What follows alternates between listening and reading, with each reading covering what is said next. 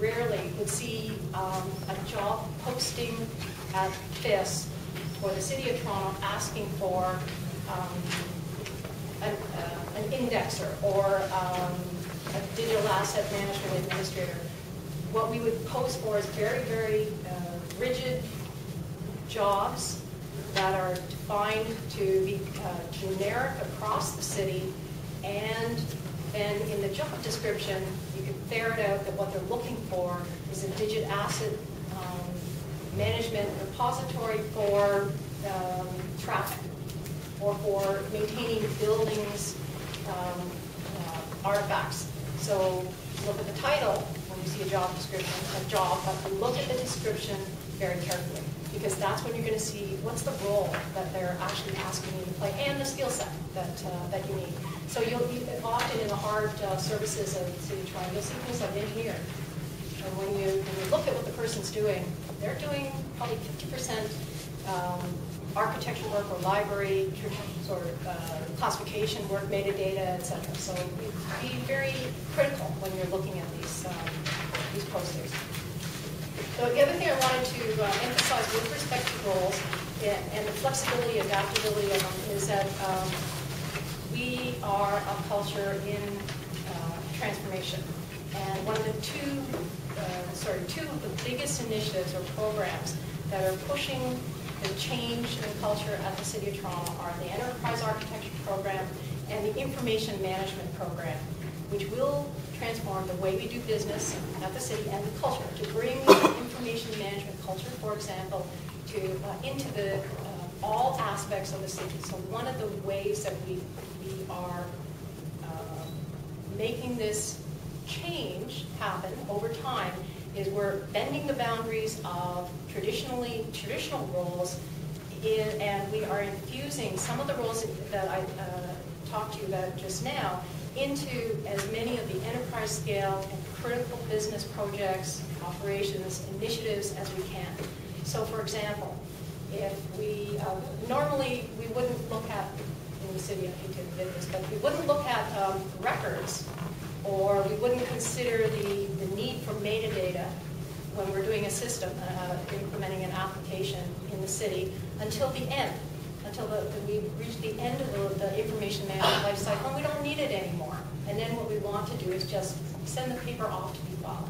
And now we're moving into, based on the information management principles of accountability and stewardship, for example, we're saying you have to engage someone to look at your metadata, to look at your records, to assess your information architecture of your applications from the outset of the program or at the outset of the project, so that we manage the life cycle of that information.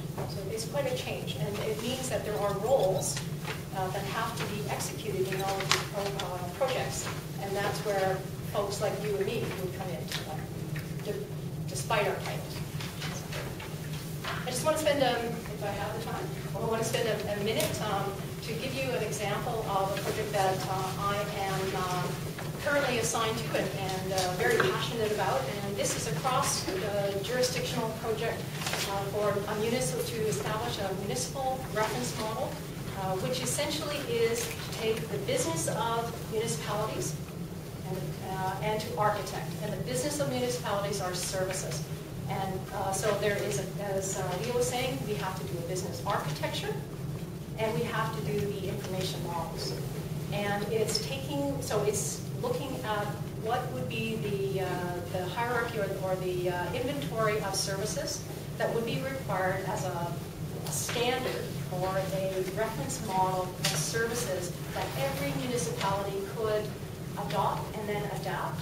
But what the idea is to create a basis for comparing and for sharing the concept of a service, and to repurpose that service hierarchy for all different uses at the city, all different business uses. And what that means, for example, is we have records management functional classification used for records management. We have a subject classification, which we use to tag all the documents for the 311 services. We have another service classification that we use to define the the budget buckets for all of the work done at the city. So we have we have multiple classifications or hierarchies, hard hierarchies, as opposed to a single and views or a facet to repurpose. So this is the sort of work that you could get involved in. And it's fascinating work and very, very rewarding for someone with our background.